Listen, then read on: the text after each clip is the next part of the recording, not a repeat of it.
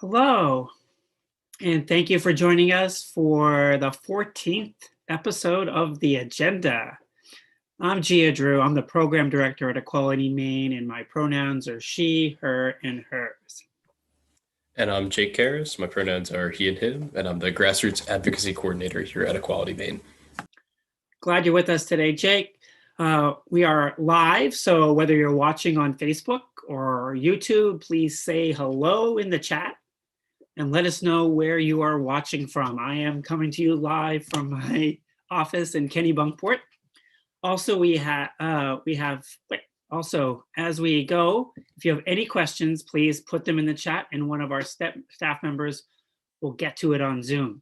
And a special thanks to our ASL interpreter, Meryl. Thank you. Today, I'm joined by Quinn Gormley, Executive Director at the Maine Transgender Network. Both Equality Maine and MaineTransNet have been working tirelessly to defeat some pretty horrible bills in Augusta. So welcome, Quinn. Nice to be back, Gia. So before we talk about the very big news this week, there has been some other things happening around the country that I just want to touch on briefly. So, of course, we had the biggest hearings of the session yesterday, but across the country, there's also something that we're really keeping a close eye on, and that is a federal court case called Heckox v. Little. This is the case that was brought by the ACLU and a feminist legal organization called Legal Voice that challenged the initial sports bill that came up in Idaho last year. So this is the initial lawsuit that really set the stage for what we're seeing now. So on Monday of this week, the Ninth Circuit Court of Appeals heard oral arguments in this case. And we expect this case to be pretty significant in what happens next, at least as far as the law is concerned. Yeah, I'm paying attention. I don't know what's gonna happen in the Supreme Court, but it's really important. So yesterday, if you've been following along, we had multiple hearings on multiple bills that were attacking the trans community and attacking other marginalized community members. So I think Quinn and I are going to talk a little bit about first two bills, which were really about transgender athletes in sports. So Quinn, do you want to get us started talking about what the bills are, what their names are, and who their sponsors are? Yeah, absolutely. So the sports bills were heard together yesterday, which we are certainly thankful for. We didn't have to sit through 2 rounds of attacks against our community. So they're LD 926, which is sponsored by Representative Beth O'Connor of Berwick, and LD 1401, which is sponsored by Representative Kinney of Knox. And they both concern the ability for trans girls and women to participate in gender segregated sports within public schools in Maine.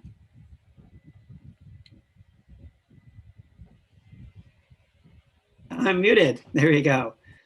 It was a long day. There was a third bill, and the third bill, which came after those two, was LD 1238, an act to protect women's single-sex shelters, sponsored by Senator Keim of Oxford. And so the entire day really focused on the human rights and dignity of transgender people, specifically transgender girls and women. So I'd like to talk first about the morning, which was the first 4 or 5 hours, which we spent most of the time talking about the anti-trans sport bills. Quinn, who were some of the folks who stepped up to testify in opposition to these bills? Yeah, so I gotta say, there was a lot of really ugly stuff that got said yesterday, but trying to come down after the end of 8 hours of hearing, I was holding on to some really beautiful things that happened. And I think up there for me was sort of our first 10 opposition testifiers or so were made up primarily of young people and the parents of trans young people. So there were transgender student athletes who sort of kicked off our testimony, speaking about how this would particularly impact their ability to participate in their lives fully. We heard from cisgender girls who were student athletes talking about their desire to share their teams and their space with trans girls so that they can be part of the team too. We heard from student leaders. We heard from the Brunswick Civil Rights team. We heard from the senior class president from Freiburg Academy, talking about how they're trying to improve their school culture and how inclusion is an important part of that. And they felt that these bills were in counter to those goals. And of course, we heard from parents who talked about how sports are, one of those places where their kids can be strong, which is important for trans youth in a world that's gonna really get them down frequently, that they have a place where they can learn to embrace themselves and learn to persevere through challenging times. Yeah, thank you for lifting up some of the really positive and powerful testimony in opposition to these dangerous and very hurtful bills. As Quinn, and I agree with Quinn, some of the language that we heard yesterday was really hard to hear. And so if you're curious and you are going to be going to watch some of these videos, and they are available, the testimony is available on YouTube, just beware that it was hard to sit through, hard to hear, and take good care of yourself if you are going to be sitting through some of the testimony, because some of the proponents of these bills are ignorant to what it's like to be trans, what the lived experience is of transgender girls and young people are. And so just be forewarned. Some of the testimony is pretty ugly. Just to get people up to speed a little bit of what the situation is here in Maine, if you haven't been paying attention, transgender athletes, especially in schools in the state of Maine, have been allowed to participate in school sports for nearly a decade, or maybe even more now. The MPA, the Maine Principals Association, developed a policy 10 or 11 years ago that would allow transgender youth to participate in school sports. And that seems to be working right now. And there hasn't been any problems with transgender athletes, and there hasn't been any complaints from cisgender athletes as well in that entire time. And so I think it was really telling yesterday to see that the majority of people who came and testified in support of these bills, other than the sponsors themselves, were from out of state. They were from people from different states, different parts of the country, representing different factions, as this is a national movement. And so I think seeing so many, I think it was probably 5-1 of people opposed to the bill, and in contrast to those in support of it. And so I think that really lifted my spirits to see how many different people from different groups took the time to write in testimony, or took the time to sit through and wait to be called on and to be heard yesterday. I think the hearing in the morning took at least 4 or 5 hours to hear from people. In addition to young people, which was so empowering, we also had the backing of the groups that sort of oversee sports. The president of the UMaine system spoke up in great, powerful opposition to these bills. The commissioner of education chimed in, speaking for the governor in opposition to these bills.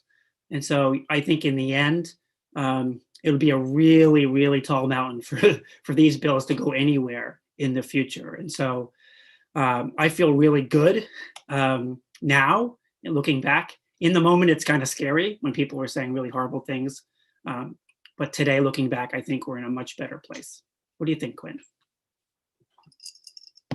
Yeah, it was really promising to see the sort of institutional opposition as well. I think we also had the Attorney General there at one point.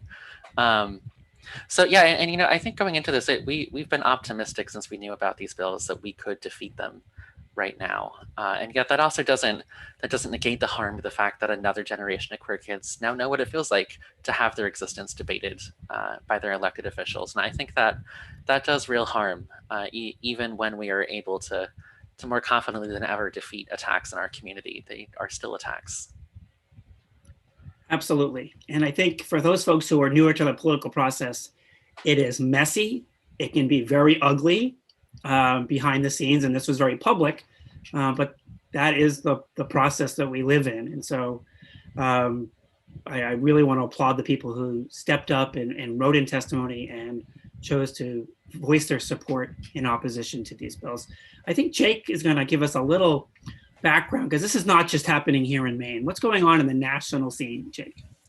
Thanks, Gia. Your point earlier, I want to come back to that the Maine Principals Association has had a policy on the books for 8 years now.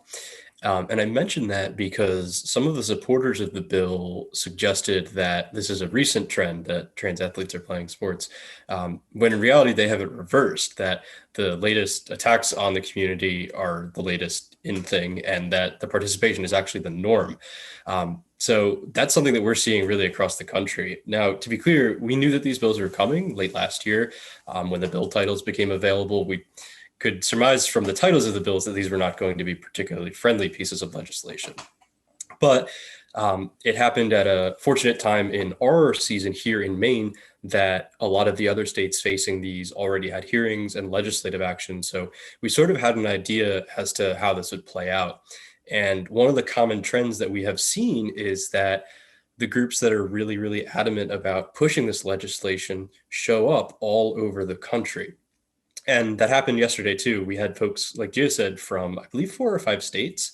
I made note of South Carolina, Minnesota, Connecticut, and Nebraska all showed up to a Maine hearing. Again, so they're advocating for policies that have no effect on them, but they still decide to show up to Maine hearings, which is really solid evidence that this is a very national and very coordinated trend to try to push this legislation. And to be clear, like I said earlier, with the pending case in federal court, there's really no certainty as to whether these are even going to survive a legal challenge. The 5 states that did pass these bills this session, unfortunately, may see those reversed before they're even implemented, pending a possible court decision. So I don't want I don't want that to lessen the fact that it's still just as harmful to see people's rights to participate and to exist in public fall by the wayside. But I do take a little bit of optimism knowing that the courts do not seem at all likely to side on to take the side of the states that have already moved in this direction. Yeah, that's really helpful. And I think the sports bills are getting a lot of the attention across the country and here in Maine.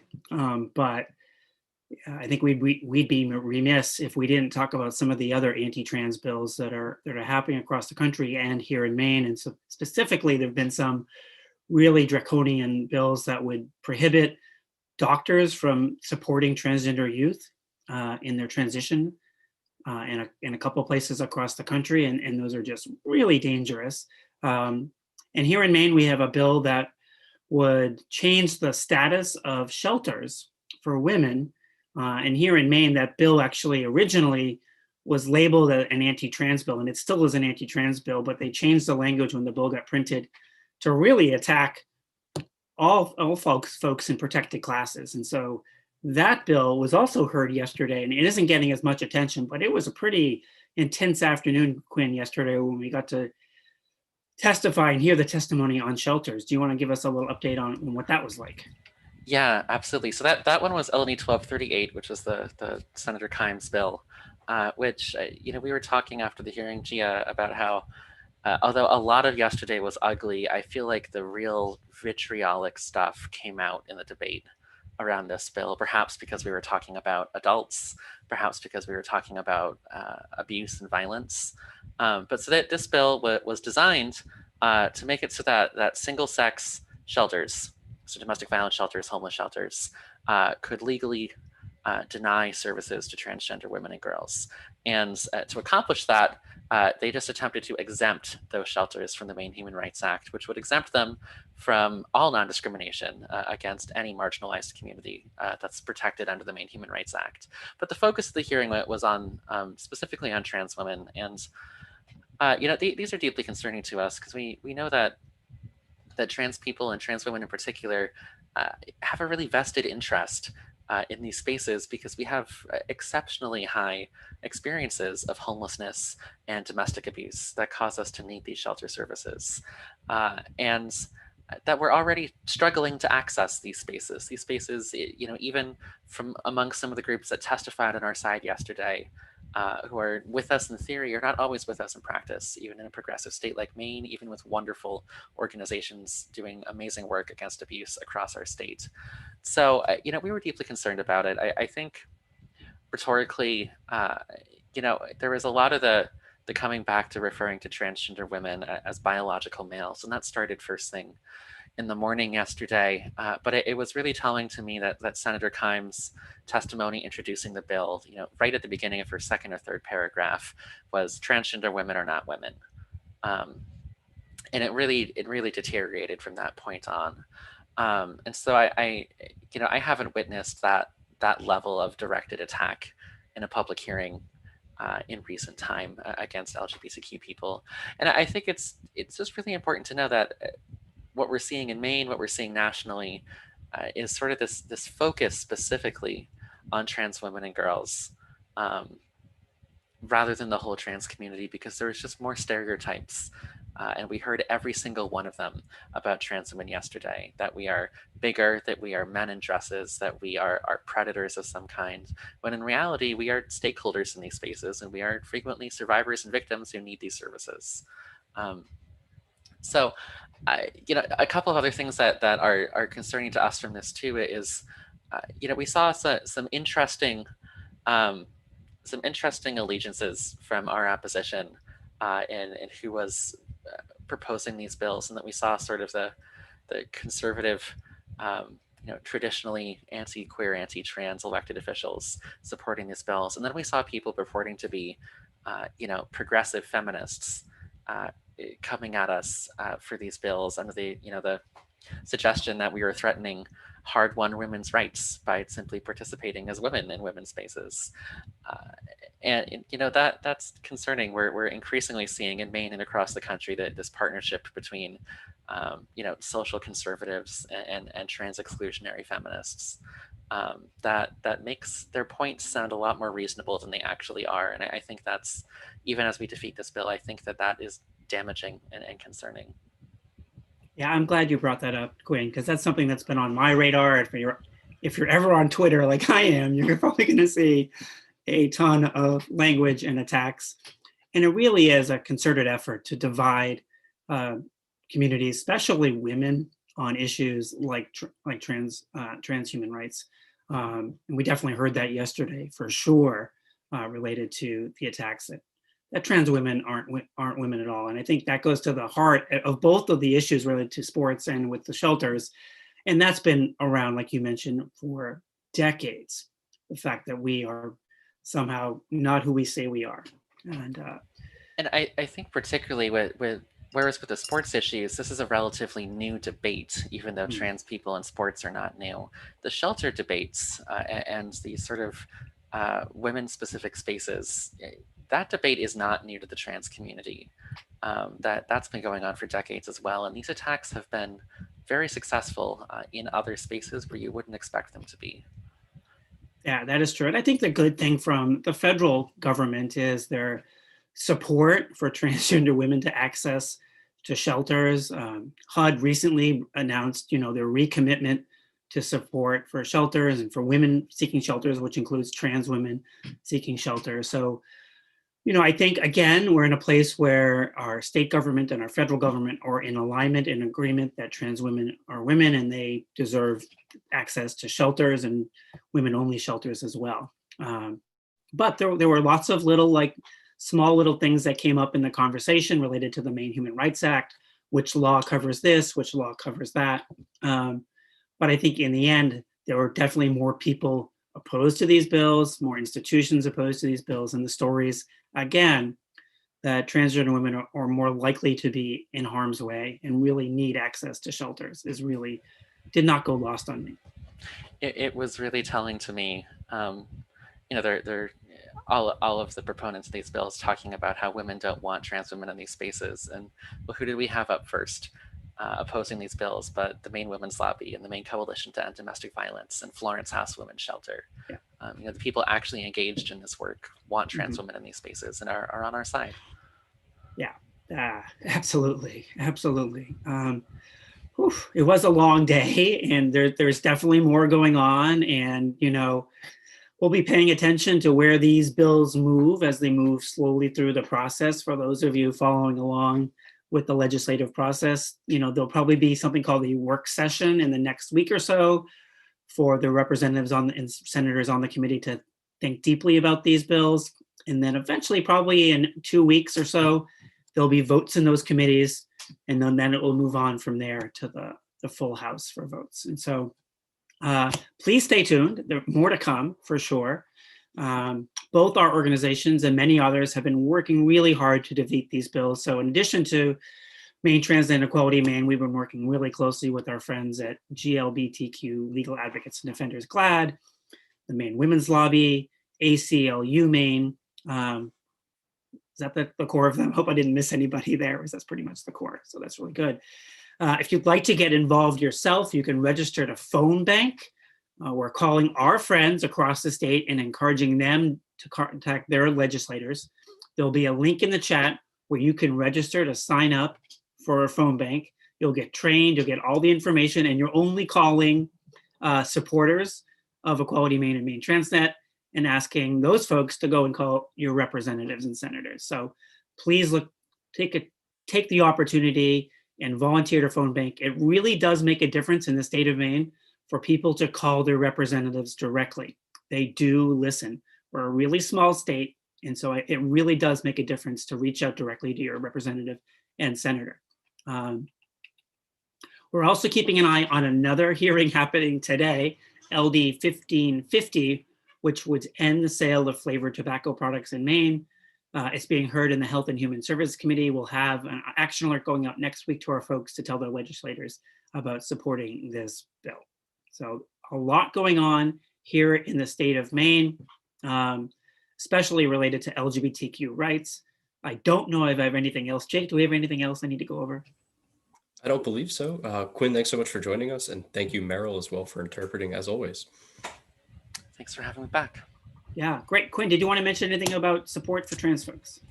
I think I would just add, there's been a lot of talk about shelter access need and domestic violence faced by trans people in the news this week.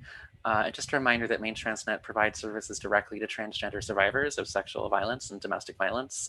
And if that describes you and you'd like some opportunity to connect with other survivors or to find out what your resource options are, you can go to mainetrans.net/survivor and we will get you connected. Great. Thank you, Quinn. Thanks again for joining us today. Thank you, Jake. Thank you, Meryl. Thank you, everyone out there, for supporting our organizations and our work. We are making progress. So thanks again for tuning in for our 14th episode of The Agenda. Have a really good rest of your day and take good care.